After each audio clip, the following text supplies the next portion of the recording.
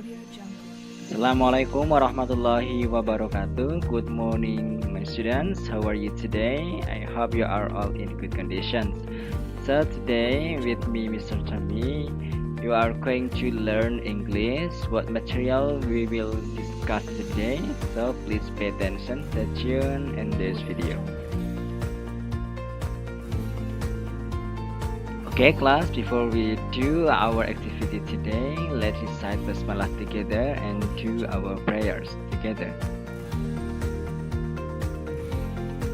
That's all, thank you.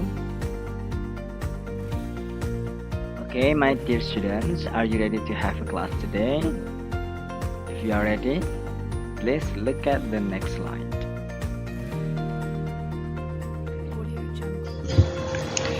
Okay class, on this slide I'm going to show you a video about spoken announcements. So please pay attention and you may need to take some notes ya. Please prepare your book first. Keep it up. Hai anak-anak semuanya, jadi pada slide yang kali ini Pak Tommy akan menyajikan dan menampilkan sebuah video terkait pengumuman yang secara lisan. Jadi mohon nanti supaya diperhatikan, sebelumnya kalian persiapkan dulu buku catatan kalian. Nanti tolong dicatat kosakata-kosakata yang belum kalian pahami ya. Semangat untuk belajar bahasa Inggris.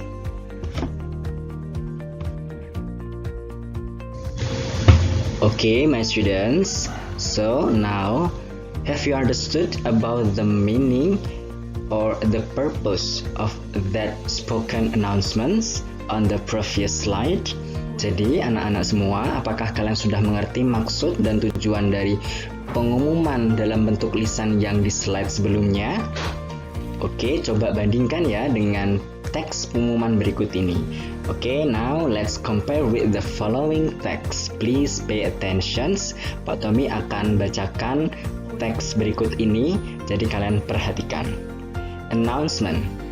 The Students Associations hold a student gathering for students of grade 8 on August 15 at the hall. Please all students come. For more information, contact Wandi at the Students Association office. Students Associations. Jadi, anak-anak jelas berbeda bukan antara teks pengumuman yang secara lisan dan tertulis. Cara menyampaikannya jelas berbeda dan strukturnya pun juga berbeda, tapi intinya pun sama, yaitu menginformasikan sebuah informasi penting untuk diketahui oleh orang lain. Di situ ada unsur-unsurnya, nanti kita akan pelajari lebih lanjut ya, jadi terus simak video ini.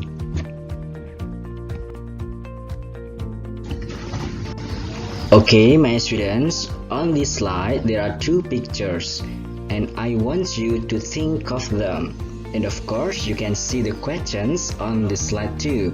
The questions is, where do we usually find the kind of the text?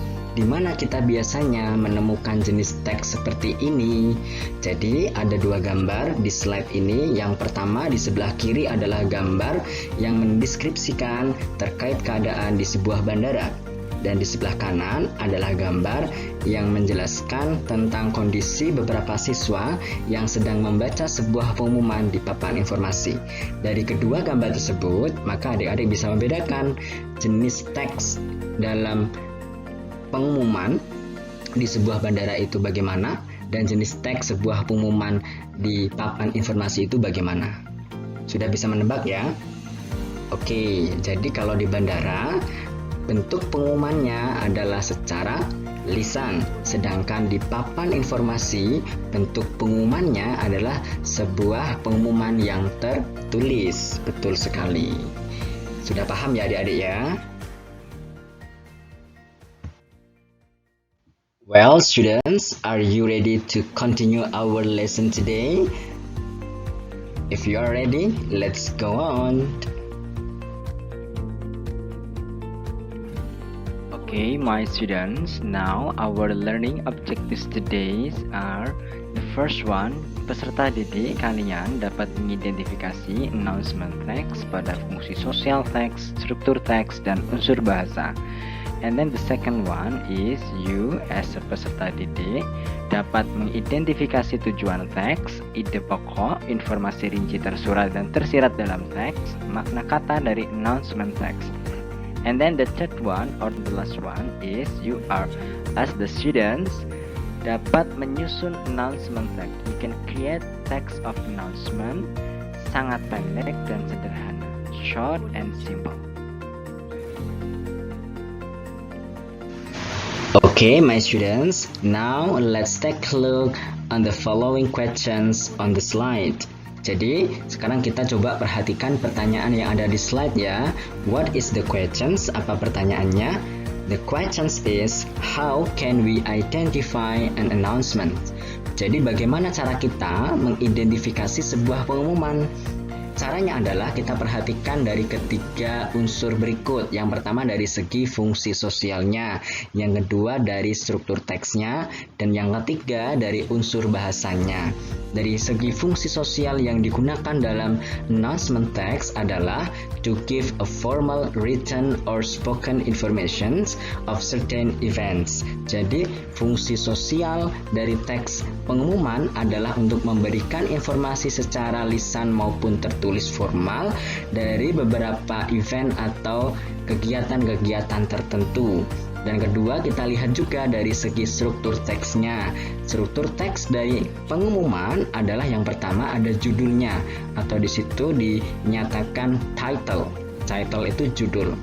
Dan yang kedua, disebutkan juga ada explanation, ada penjelasannya, melingkupi apa saja, type of events, jadi jenis kegiatannya apa, date and time, tanggal dan waktunya kapan, ya, place or venue, tempatnya nanti di mana, participants, yaitu siapa saja yang nantinya akan terlibat, and contact person or address, jadi contact person atau narahubung atau alamat yang bisa kita hubungi supaya lebih jelas kemana kita bisa menghubungi untuk bisa hadir dalam kegiatan tersebut.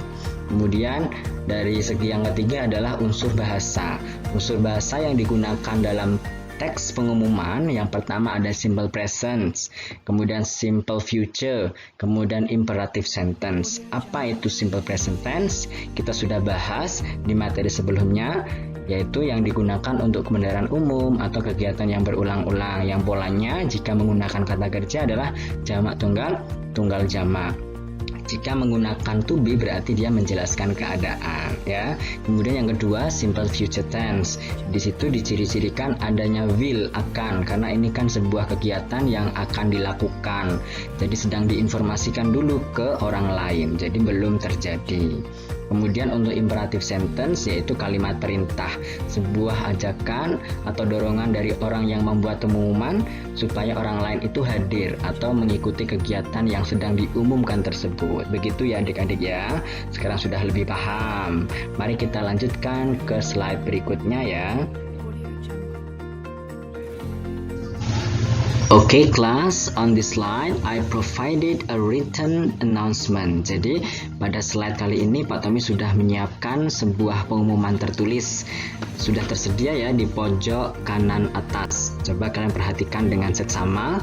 Okay, now look at the example for a clear explanation. Jadi sekarang kita coba lihat dan perhatikan contoh untuk penjelasan yang lebih jelas lagi. Nah, kita harus bisa membedakan nih ketiga unsur dari pengumuman tertulis ini. Yang pertama dari segi fungsi sosialnya. Yang pertama adalah to give information or to tell about cooking competition. Sudah jelas ya. Jadi di sini ada judulnya cooking competition. Maka fungsi sosial dari teks ini adalah untuk memberikan informasi atau memberitahu terkait lomba memasak. Ya, sudah jelas. Kemudian dari segi struktur teksnya. Yang pertama, ada tidak title atau judulnya? Oh, ada, yaitu cooking competition. Kemudian ada tidak explanation-nya? Yaitu penjelasannya dari type of events, jenis kegiatannya apa? Cooking competition, lomba memasak. Kemudian ada juga tidak date and time, tanggal dan waktunya kapan akan dilaksanakan, yaitu on Saturday the 2nd of February 2016 at 8 AM to 5 PM. Itu sudah jelas waktunya akan dilaksanakan kapan ya. Kemudian place or venue, di mana lokasinya akan dilaksanakan, yaitu di Gallery Cooking Town ya. Kemudian siapa partisipasinya, siapa yang berpartisipasi atau participantsnya siapa, everyone who is interested in that cooking competition. Jadi siapapun yang berminat dalam lomba memasak tersebut ya, boleh ikut berpartisipasi. Kemudian ke siapa kita bisa menghubungi, contact personnya atau addressnya, yaitu ke Lita and Son, atau kita bisa menghubungi melalui website. Di bagian paling bawah itu dijelaskan ada www.enjoycooking.com, www.enjoycooking.com begitu. Kemudian unsur bahasanya, ada tidak imperative sentence di situ. Apa itu imperative sentence tadi? Yaitu kalimat perintah ditandai dengan adanya awalan kata kerja dalam sebuah kalimat, yaitu awalan kata kerja ya verb one, tidak ada imbuhan s, tidak ada imbuhan es, is atau ing. Cukup kata kerja murni, yaitu ada kalimat come on and join us. Di come verb 1 dan join juga verb 1, maka kalimat tersebut juga termasuk kalimat perintah atau imperative sentence. Jelas ya?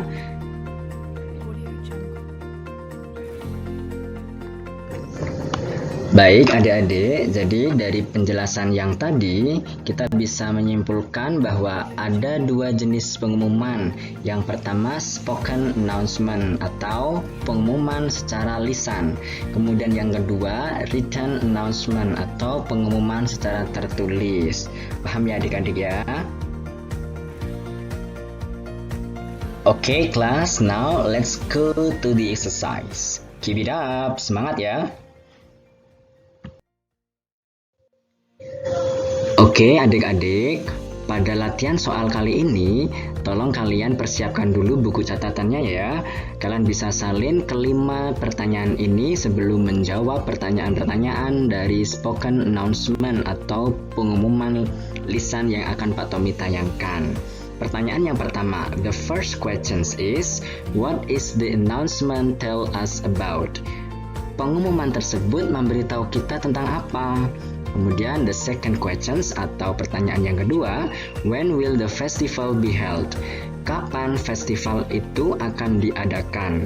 Yang ketiga, the third questions, what kinds of agenda will be there in the festival? Jadi, kegiatan-kegiatan jenis apakah yang akan ada di festival tersebut? Yang keempat, the fourth questions, who is the guest star in the festival? Siapa yang menjadi bintang tamu dalam festival tersebut? Yang kelima, the last questions, how do the students enroll for the festival? Bagaimana caranya siswa-siswa tersebut mendaftar untuk festival tersebut? Ya, sudah jelas ya dari kelima pertanyaan itu. Simak video ini untuk bisa menjawab soal-soalnya. Yang semangat! Okay students, let's discuss together for the answers. The first questions, pertanyaan yang pertama. What is the announcement tell us about? Jawabannya apa? Festival of Commemorating School Anniversary. Yaitu festival untuk memperingati ulang tahun sekolah. Apakah sudah benar milik kalian? Pak Tommy yakin jawaban kalian juga benar. Selamat ya. Okay, let's go on to the next questions. When will the festival be held? Kapan festival itu akan diadakan? Jawabannya adalah September 24 to September 28, 2018. Sudah jelas sekali tadi ya. Okay, let's continue to the next questions. What kinds of agenda will be there in the festival? Jadi kegiatannya apa saja? Banyak sekali. Tadi yang pertama ada bazaar, music competition, speech competition, fashion show, and celebration night ya. Jadi sudah dijelaskan bahwa ada 6 ya, atau berapa itu? 5 ya. Ada 5 atau 6? Coba kita hitung.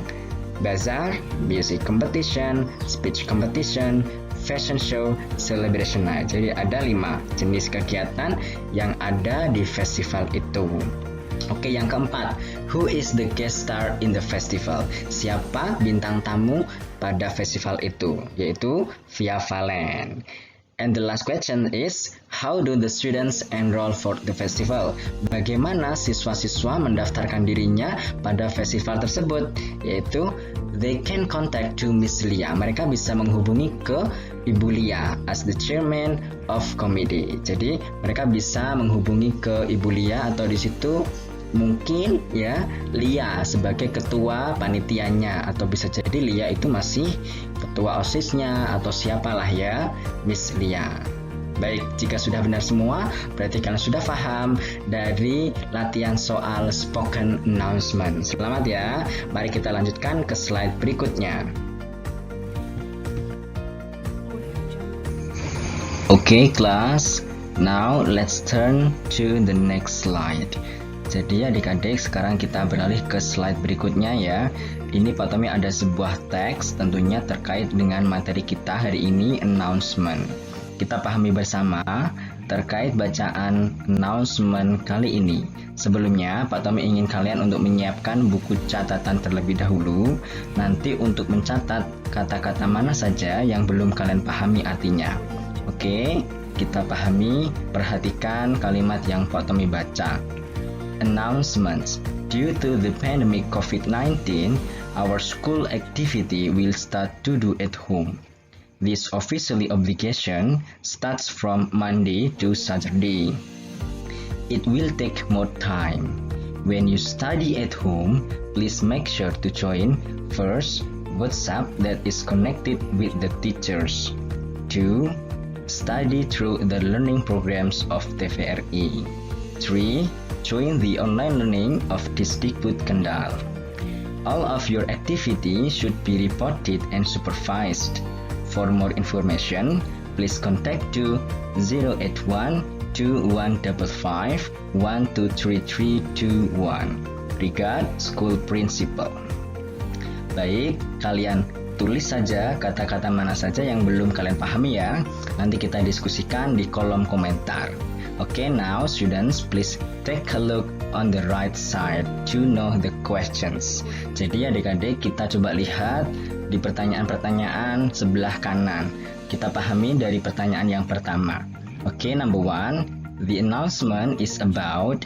Jika ada pertanyaan, ada kata about, berarti itu menanyakan tentang atau isi bacaan. The announcement is about. Pengumuman itu berisi tentang apa?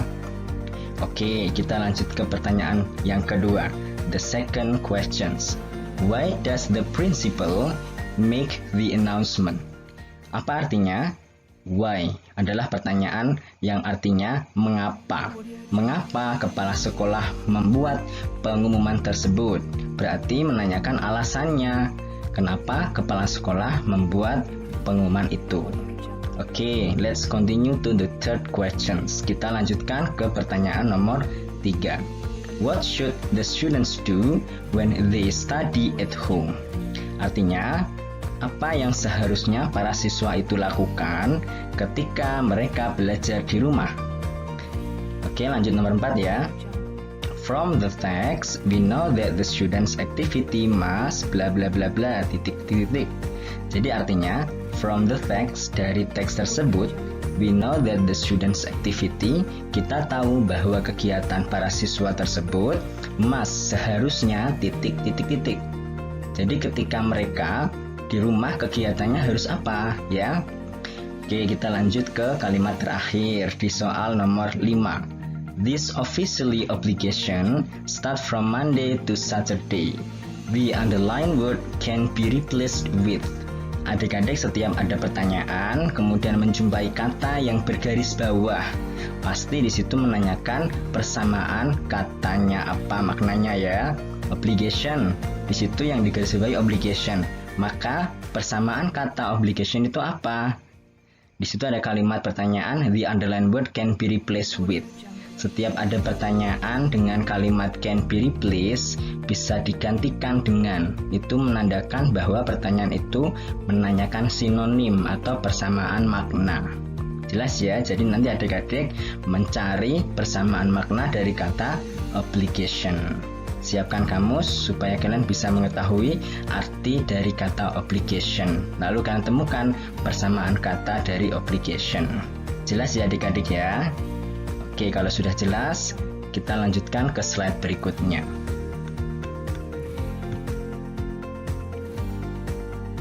Okay, my dear students, after you have understood about the previous slide how to understand our material today, so now I have an assignment for you.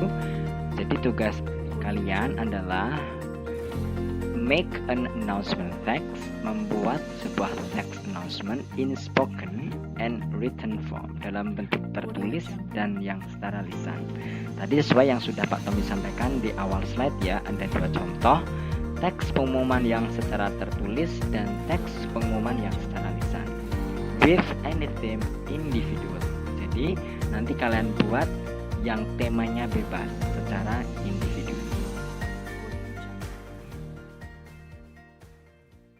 Well, my dear students, it is the slide that's gonna be tell you about the rubric. The rubric will consist of two because you have an assignment that consists of spoken form and written form. Yeah, spoken announcement will be used TikTok applications, and written announcement will use Canva applications. And the spoken announcement for the aspect that I will test for you consists of language feature, structural text, content, and physical form. And then for written announcement, the aspects will be language feature, structural text, content, and pronunciations. Please pay attention. And you should remember that I have noticed for you. It's aspect that consists of 25 scores. So because of there are 4 aspects, it will accumulate into 100 scores. So please do your best. Okay class, I think that's all for today. Thank you for watching and your attention. See you next time. Bye bye. Wassalamualaikum warahmatullahi wabarakatuh.